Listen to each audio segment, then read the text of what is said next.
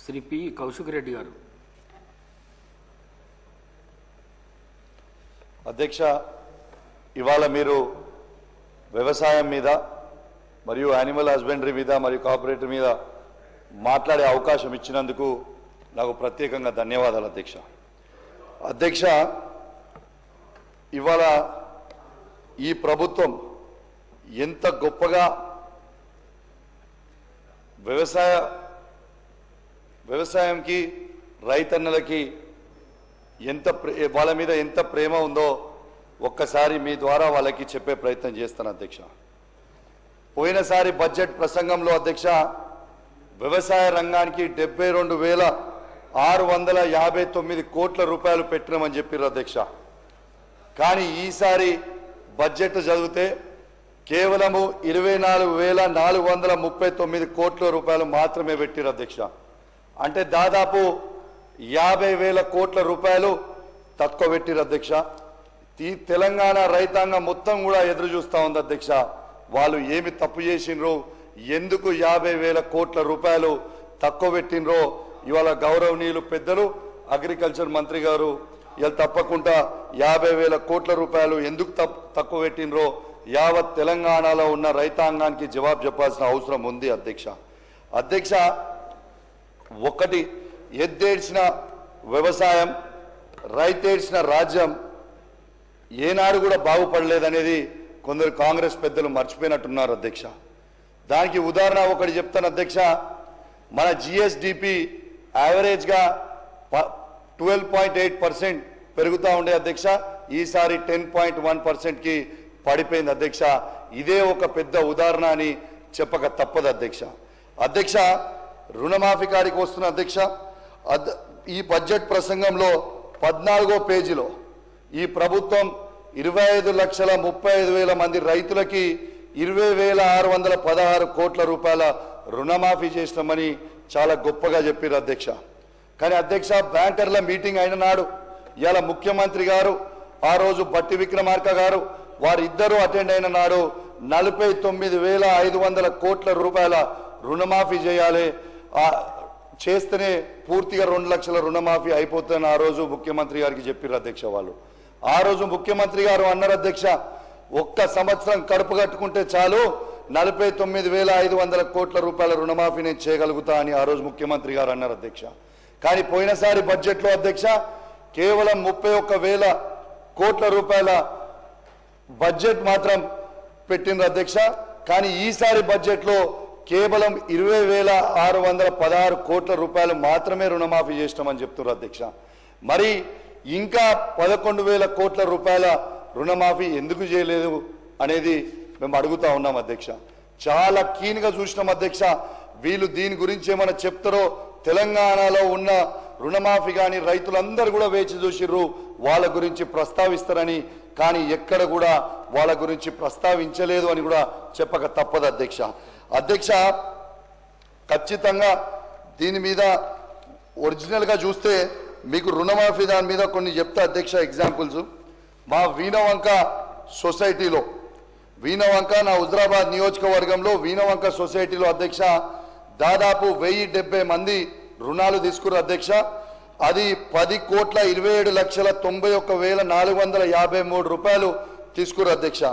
దీంట్లో రుణమాఫీ అయింది 495 మందికి అధ్యక్ష. అది 4,44,85,740 రూపాయలు మాత్రమైంది అధ్యక్ష. ఇంకా రుణమాఫీ కావాల్సిన వాళ్ళు అధ్యక్ష 575 మంది ఉన్నారు అధ్యక్ష. అది 5,83,05,713 రూపాయలు ఉన్నాయి అధ్యక్ష. అంటే ఇది కేవలం 45% మాత్రమే అయింది, ఇంకా 50% మాత్రం కాలేదు అని మీ ద్వారా గౌరవ అగ్రికల్చర్ మంత్రి వారికి తెలియజేస్తా ఉన్నాను అధ్యక్ష. దీంతో పాటు అధ్యక్ష ఇంకొక ఎగ్జాంపుల్ కూడా చెప్తాను అధ్యక్ష. ఈ జూపాక సొసైటీ అధ్యక్ష మా విజయలత గారు కాంగ్రెస్ పార్టీ మాజీ సర్పంచ్, మాజీ సింగిల్ విండో చైర్మన్ గారు అధ్యక్ష 1,59,000 రూపాయల రుణం తీసుకుంటే తనకి కూడా రుణమాఫీ కాలేదు అని చెప్పక తప్పదు అధ్యక్ష. ఇవాళ దాదాపు ఫస్ట్ విడతలో అధ్యక్ష 35,31,000 మంది రైతులకి 16,144 కోట్ల రూపాయల రుణమాఫీ చేసినాం అధ్యక్ష. రెండో విడతలో 22,98,000 మంది రైతులకి 13,000 కోట్ల రుణమాఫీ చేసినాం అధ్యక్ష. ఈ రెండు కలిపితే ఇవాళ కేసీఆర్ గారి హయాంలో 29,114 కోట్ల రుణమాఫీ బాజాప్తు చేసినాం అధ్యక్ష. వీళ్ళు చెప్తున్న 20,616 కోట్ల కంటే మేము కేసీఆర్ గారి ప్రభుత్వం 29,000 కోట్ల 144 చేసిందని ఈ సభ సాక్షిగా నేను చెప్తా ఉన్నాను అధ్యక్ష. మీకేమైనా అభ్యంతరం ఉంటే గౌరవ మంత్రివర్యులు తర్వాత రిప్లైలో చెప్తారు, దాంట్లో మీరు ఇందాం అధ్యక్ష.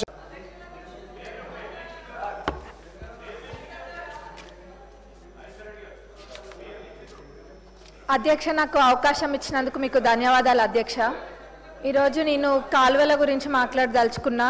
గత ప్రభుత్వము 10 సంవత్సరాలలో కూడా ఎక్కడ కూడా కాలువలలో పూడికలు అనేది తీపియలేదు.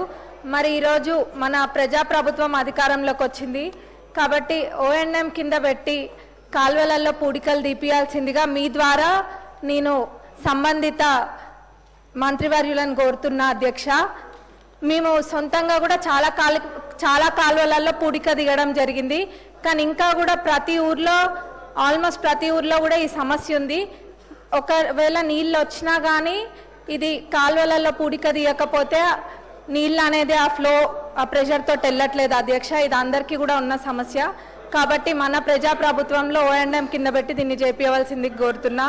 మరి ఇదే కాదు, నేనేదో మాట్లాడితే దానికి కూడా అంటే మీ ప్రభుత్వాన్ని వీళ్ళ ఎమ్మెల్యేలే అడుగుతుండ్రని అంటున్నారు. మరి అడుగుతాము. 10 సంవత్సరాలు మా ప్రభుత్వము ఉండుంటే అది వేరే ఉండేది. మీ ప్రభుత్వం ఉంది, మీరు చేయలేదు కాబట్టే ప్రజలు మాకు అధికారాన్ని చేపట్టిండ్రు కాబట్టే మరి మేము అడుగుతున్నాం అధ్యక్ష. వాళ్ళు కనుక చేస్తుంటే ఇప్పుడు ఆ పరిస్థితి అనేది ఉండకపోయేది కదా. అది ఒకసారి ఆలోచించాల్సిందిగా నేను కోరుతున్నా అధ్యక్ష. ఇదే కాదు, ఇళ్ల మీదంగా పోయే 11 kV లైన్స్ కూడా షిఫ్ట్ చేయాల్సిందిగా కోరుకుంటున్నాం. దానికి కూడా నిధులు ఇవ్వాల్సిందిగా అధ్యక్ష. మరి అట్లనే మా పాలకుర్తి నియోజకవర్గంలో ఇటువైపు బ్లాక్ అంటే పాలకుర్తి, కొడకండ్ల మరి దేవరుప్పల మండలికి సంబంధించి ఇందులో ఏదో ఒక మండలంలో డిగ్రీ కాలేజ్ ఇవ్వాల్సిందిగా కోరుకుంటున్నాం. ముఖ్యంగా ఇంకొకటి ఏం చెప్పదలుచుకున్నా అంటే గతంలో వాళ్ళు ఏం చేసిండ్రో చేయలేదో పక్కన పెడితే ఈరోజు ప్రజాప్రభుత్వం అన్ని రంగాలలో ముందుకు తీసుకెళ్లాలనే సంకల్పంతో మన ప్రభుత్వం ఉంది.